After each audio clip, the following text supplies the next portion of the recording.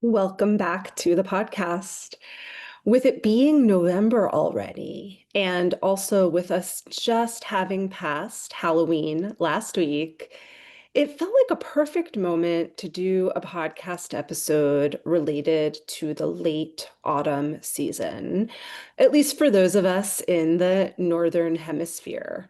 So, this is an episode on the very human experiences of letting go, of being in the mystery versus having full clarity, and of knowing when it's a moment for less is more. We need to talk more and understand more about each of these things that I just mentioned for so many reasons.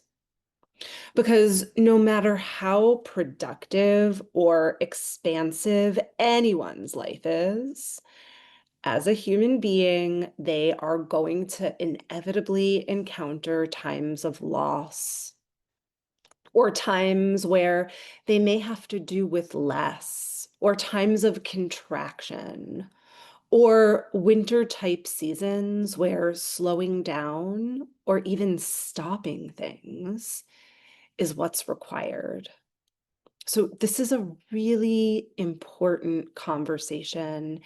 And this conversation is also so valuable for when it comes to supporting our clients, especially because a lot of the coaching industry doesn't speak to these topics and issues.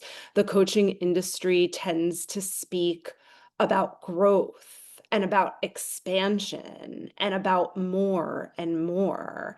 And it kind of just pushes off to the side the conversation about sometimes there is less, sometimes there is letting go, sometimes there is loss.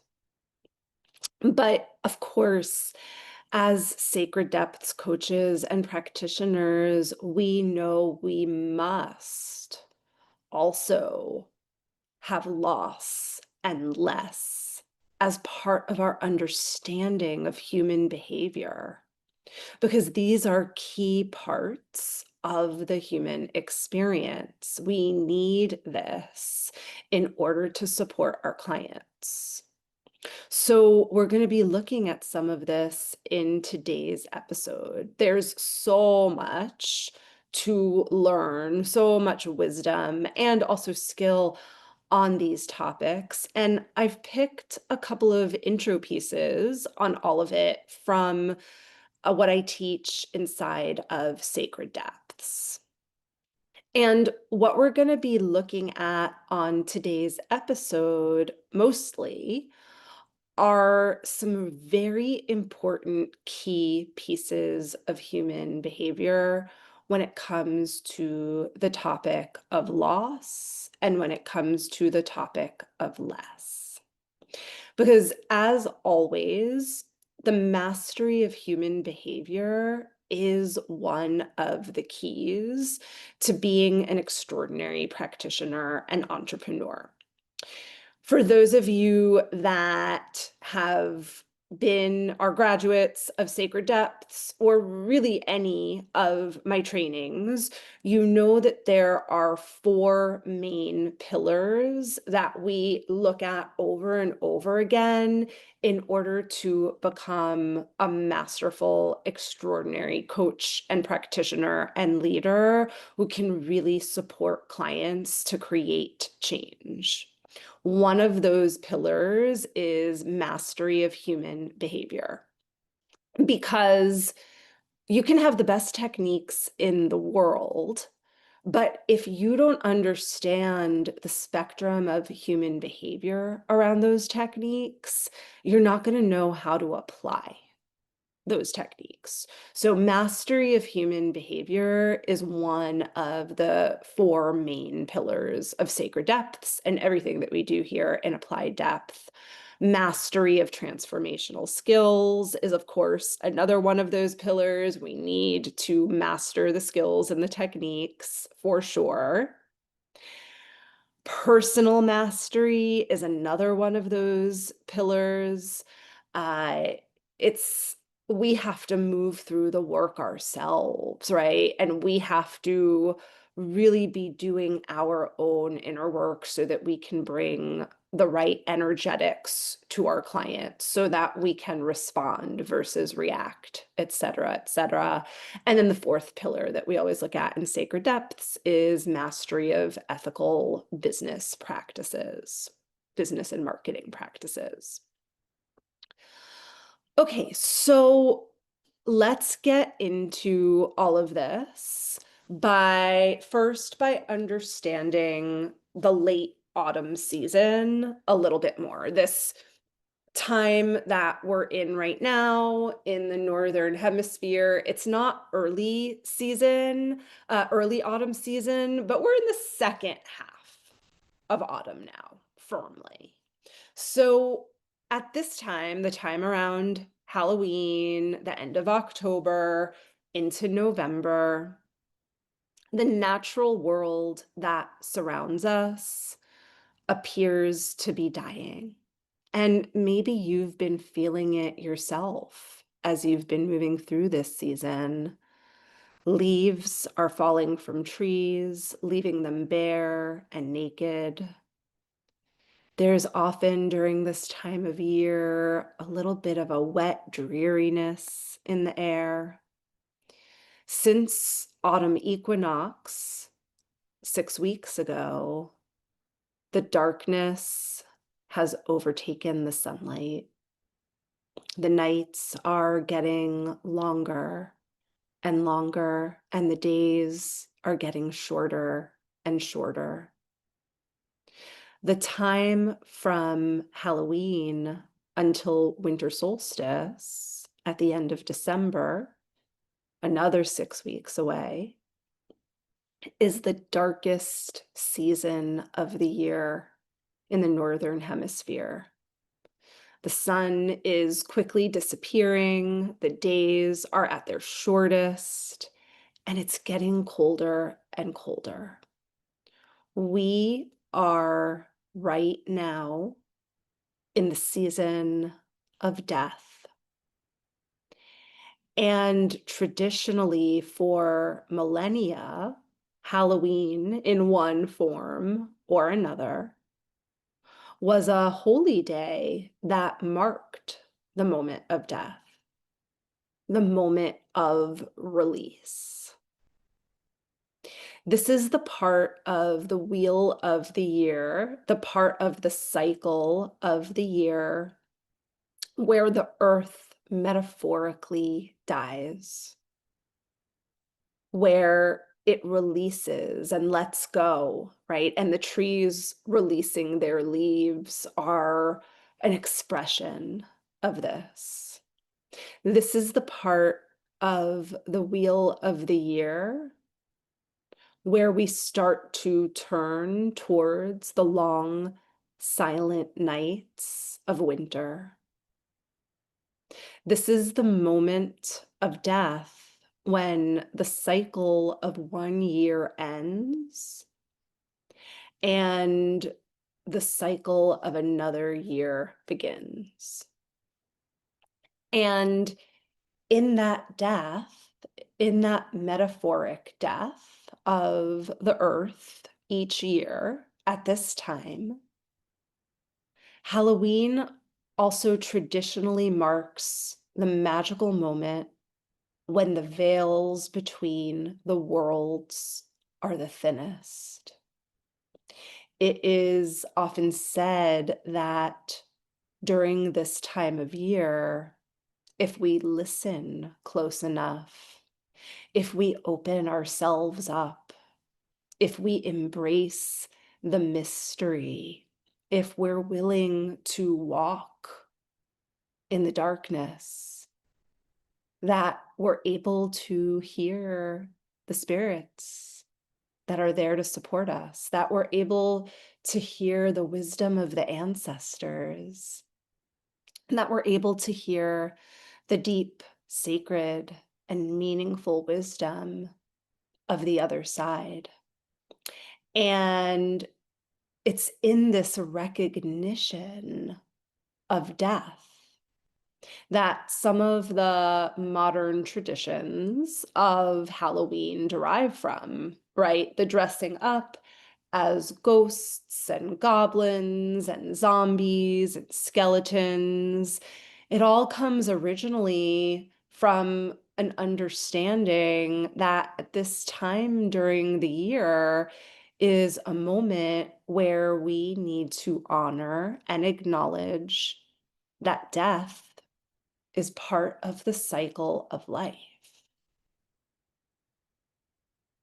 Now, this acknowledgement that death is part of the cycle of life, this is something that modern culture and advanced capitalism has tried to distance us from. And it's something that modern culture and advanced capitalism has succeeded a lot in distancing us from. So let me explain what I mean by this, because this is really important because these cultural messages seep into us and into our clients, and they do harm. And part of our work as coaches, as practitioners, as transformational leaders is to undo some of this cultural messaging. So, for example, culture generally tells us that constant extreme production is good, that more is always more, that we always want to create more, that we shouldn't ever have to do with less. I'm a big fan of production for sure. There are places and moments and time for it. But if we start to look at the world and the earth's resources and ourselves and our lives as produce, produce, produce, we end up depleting the earth and we end up depleting ourselves. We're not machines. We can't just produce, produce, produce. There are moments where less is more, but that doesn't benefit capitalism, right? So we're told otherwise. Or here's another example of how modern culture and advanced capitalism has tried to distance us from the lessons and the wisdom of the late autumn. Very rarely in culture do we have permission to have an intimate connection to death. Yes, we see a lot of death in movies, in media, in the news, etc. But that's either, it's done in slick ways or it's done in catastrophic ways. And of course, it can be catastrophic when it's in the news. But what I mean is, for millennia, people were connected to death. Loved ones died in the family home. They were buried by family members and loved ones, oftentimes in the backyard. People didn't go all the time to hospitals to die. Uh, a lot in our culture were separated from it, or like death is cleaned up in a way. And it does us a disservice. It does us a disservice to be so disconnected from the process of death and decay. Of course, experience COVID opened up some of that. But a lot these days. We're separated from it. We're also separated a lot or kind of told in one way or another to avoid grief. We're also taught, and the coaching industry is part of this, unfortunately, part of a lot of these things, unfortunately. We're also taught that we always need clarity, that clarity is the only way, the best way, and that there's no real space for lack of clarity, for being in the dark, for knowing that there are times that the answers are in the mystery. So I hold space for my private clients, for all of my students in sacred depths and advanced depth and into the depth and all of my trainings to understand all of this in a different way, to not just walk the way of dominant culture on this.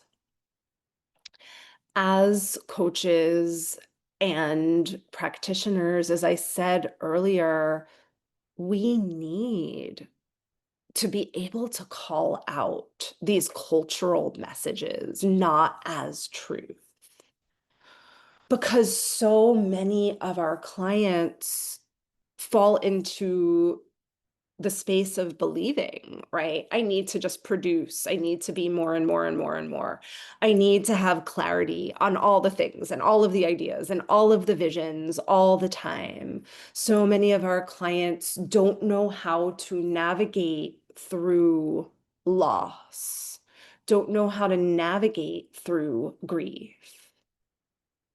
And I really believe it's our job to support them with all of that, and that actually we are not doing our full job to just only focus on production, to only focus on clarity, to only focus on the light. We end up bypassing our clients when we do this. And quite frankly, and you might know this for yourself, that's sometimes when the problems start to arise, when the resistance starts to arise for clients, because we're not helping them hold all of these pieces and navigate these pieces and create this meaning.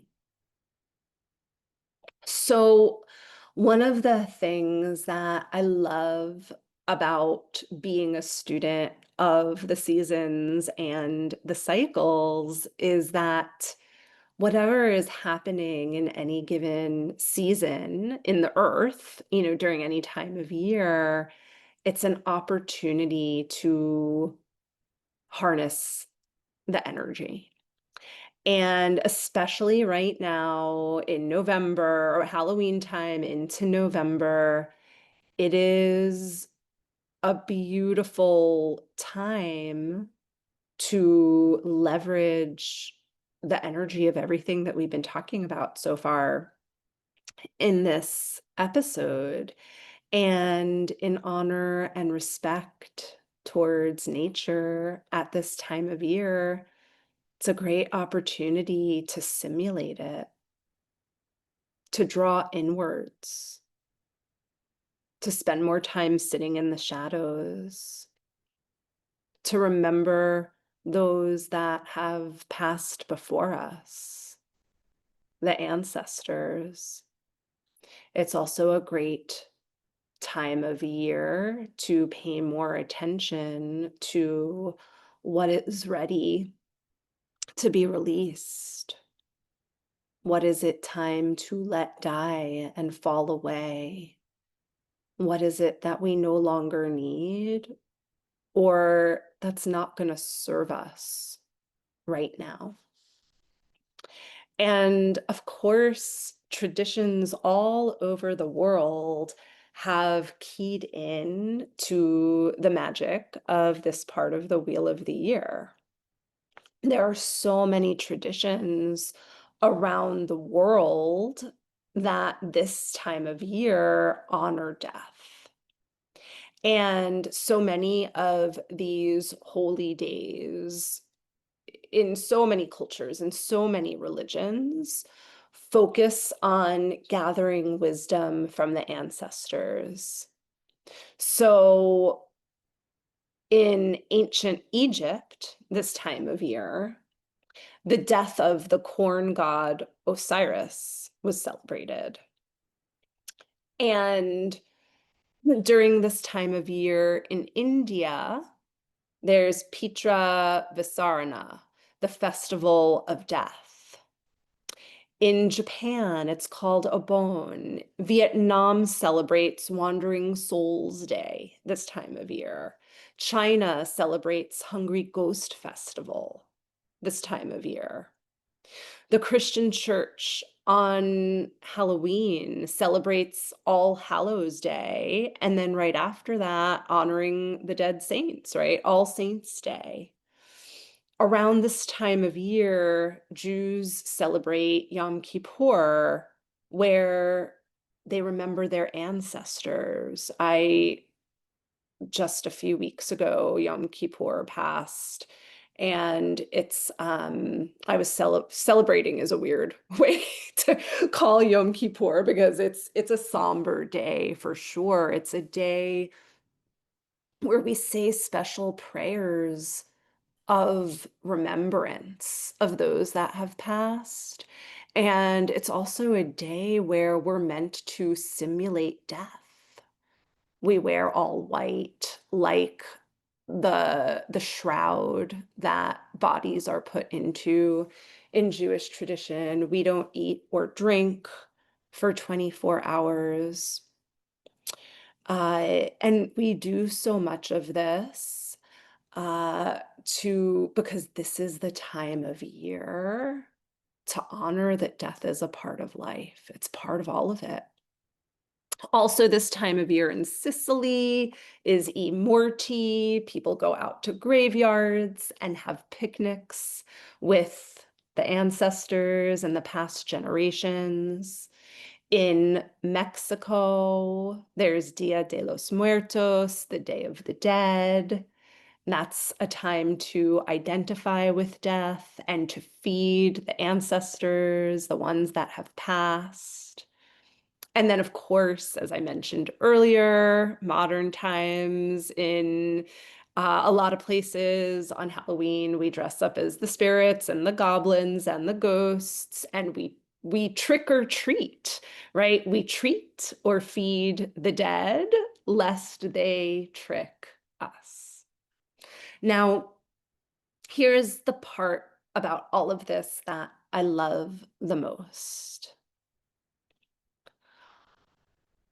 On many of these world traditions and the indigenous traditions around this time of year, this moment of death it's either a time for celebration or a time that is just so meaningful. So why is this time of death a time of such meaning and even in some traditions, a time of celebration? Because it's kind of counterintuitive. Well, because contemplating death allows us to put our lives into perspective. How could we ever possibly understand the fullness of life, the robustness in the possibility of life, if we didn't also try to understand death? And I can attest to this truth that walking with death helps highlight and make the fullness, the robustness of life even bigger. I can attest to this 110%, even more deeply than ever before, because as so many of you know, I've been walking these last 6 months with the reality of my mother's death since last April. And well, I've always been one who's been a little obsessed with death since a little girl. I used to kind of lay awake at night. I think I may have mentioned this on the episode in on the podcast in some episodes back. I used to, as a little girl, at night just lay in bed and try to pretend so that I could what it would be like to be dead, as a way of trying to grasp it more. And death has always been on my mind and my heart, I think, because my mother was sick so much of my life and because of other experiences. For as devastating as this holding, this being with my mother's death has been these last 6 months, I also more and more and more have moments than I ever did before of just this feeling of, oh my gosh, life is beautiful. It is so magical to have the privilege of being alive. The more we embrace death, the more we embrace life. And again, not to knock, culture, but I am a lot on this episode. In our culture, we're just only used to celebrating the light. We ignore half the story, and then we lose out on part of the meaning of life. I also want to make a case for embracing and celebrating the dark because it allows us to let go, to honor and release what no longer serves us or what's ready to be transformed into something else. So, this time of year, between Halloween and winter solstice, this is the glorious transition between the death of the old cycle and the birth of something new. And this transition time between the death of the old and the birth of the new, this, my friends, this process is called transformation. It's the darkest of days. And it's in the darkest of days, the shortest of days, where we prepare for what's next, where the foundation for the next cycle is laid. In today's world, we're taught to fear the dark, to fear the mystery, to fear that which we can't pin down. But in actuality, the dark is the time when we dream, right? In the nighttime, that's when dreams happen. That's the time when our creative juices are flowing. We dream up new projects, new beginnings. We dream the future. We prepare life to be born. This season that we're in right now is such a fertile moment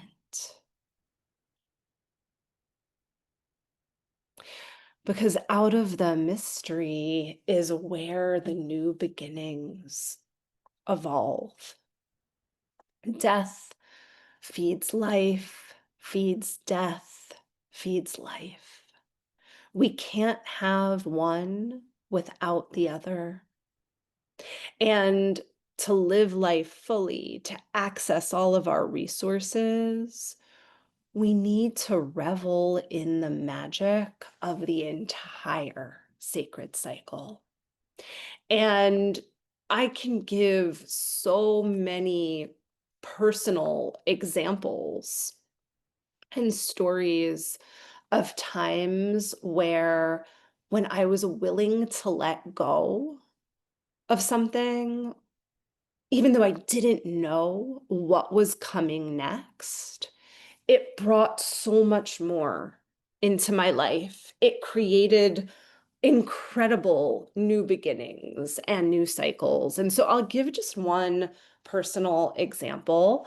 Um, when COVID hit back in 2020, I had a number of programs that were only in person retreats where people would fly here to be with me in Charlotte. And of course, when COVID first hit, we couldn't do anything in person. It just wasn't a thing. People were not willing to fly and be in the room together. There was a lot of fear, et cetera, et cetera. And real precautions had to be taken. And so, even though it was so painful, I had to let go of that in-person programming. I didn't have a choice. So this was a letting go that I didn't have a choice for. So I let it go, kind of like we let go this time of year. And I moved into the dark. I moved into the mystery. I didn't know what was gonna come next. It was a big chunk of my income and also my passion, like because I love what I teach, right? And the space that I hold and the ways I was with people in those programs. But I allowed myself to be in the mystery, and what rose from that void, from the mystery, is my advanced depth training that's all about shadow. And I had been teaching all about shadow in various ways in other programs, but not in this really focused way for a full year like we do in advanced with all of the techniques we learn there. That program would not have been able to come forward, or it would have taken years before it came forward if I hadn't been willing to be in the mystery, right? To be with less. Okay, so hopefully everything that I've shared so far has resonated. I want to hear how it's resonated. Let me know. Hopefully it's landing. And so the next question is, okay, so how do we practically apply all of this wisdom and this understanding to our client work, to our group work? How do we apply this to our work as coaches and transformational practitioners? Well, in many, many, many ways, there are so many practical applications. And I'm going to just briefly, kind of bird's eye view, mention just a few to you right now. Okay, so first thing to think about is that coaching work and transformational work isn't only for seasons of outward growth. And this is a really important one. And what I mean by that is, um, you know, especially as coaches, our clients come to us because they have certain goals they want to accomplish. And, we see a lot of outer growth happening.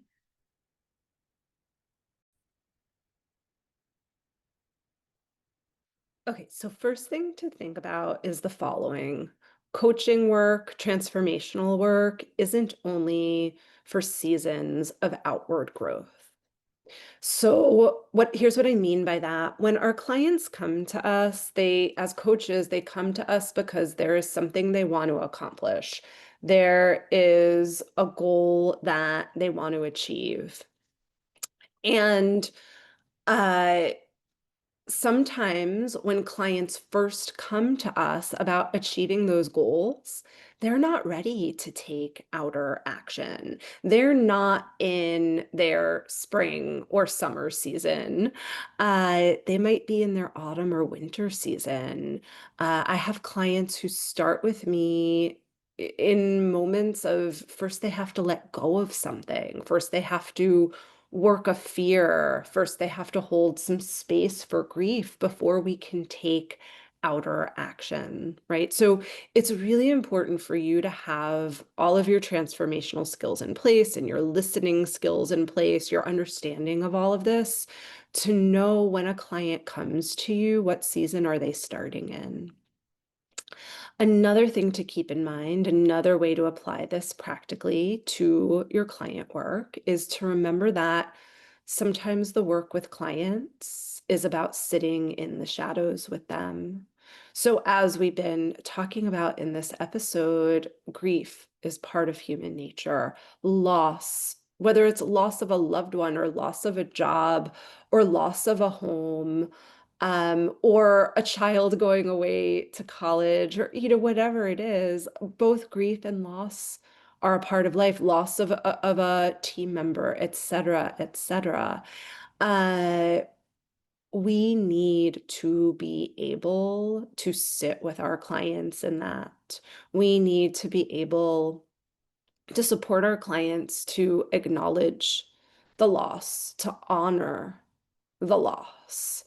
There are times just because of what's happening in the world where we need to do this. I've been doing that a little bit more these days with everything happening in the world. So you want to have your skills in place with this. You want to be able to really hold space for your clients. You don't want to bypass if they need to sit in the shadows a little bit. And you want to be able to do this in a way where you're honoring, acknowledging the loss, the things that aren't going so well, really having your client feel seen and heard in it while also not being disempowering, right? So finding that balance, and it is a skill, and it's one we learn in sacred depths where you can honor what is while also being empowering. As part of that, another thing to remember, and I think it's hard a lot for coaches to do this, but we must, that sometimes less is more. And also that rest is needed and necessary for growth. So, just as one example, I have a client who has an incredible business. She's just really, in it to be big, et cetera, et cetera. She's created just an amazing business and an amazing team. And she recently went through a period, I won't get into all of the details, but because of some things that were going on in her personal life, I even though it seemed really scary and it seemed counterproductive to growth, what was actually right for my client was to downsize her team. I don't think it's going to be forever, but it needs to be temporary.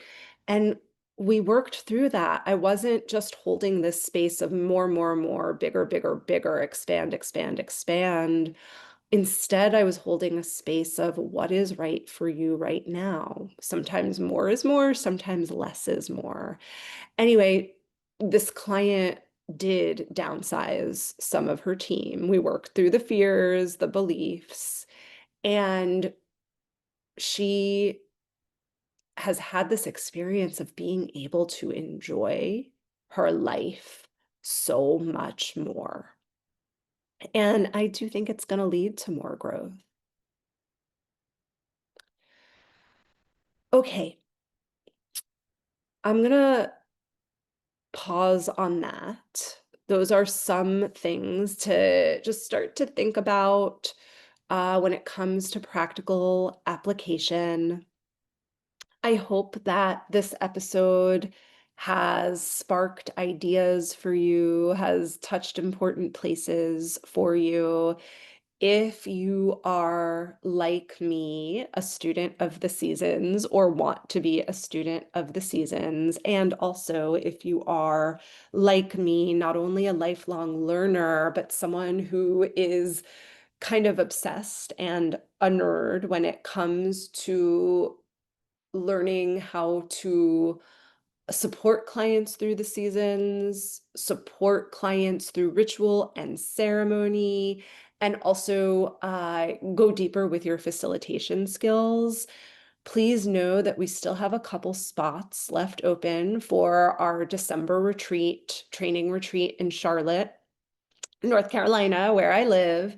It's called Into the Depths. It is it's really a life-changing 4 days. You will be happily surprised at what comes through for you and all of it, and you will emerge also a much, much stronger facilitator and group leader. In addition to teaching the facilitation skills, I walk you through a journey, an experiential journey of the 4 seasons through the archetypes of the maiden, the mother, the queen, and the crone. And it is something you will remember for the rest of your life. So if that calls to you, get in touch, let us know. I'd love to meet you in person in December and give you a big hug. For now, if you enjoyed this episode, please give it a 5-star rating and an excellent review. If you know anyone who would really benefit from this episode, please send it along, share it with them. I will appreciate it and they will appreciate it as well. I'll see you next time.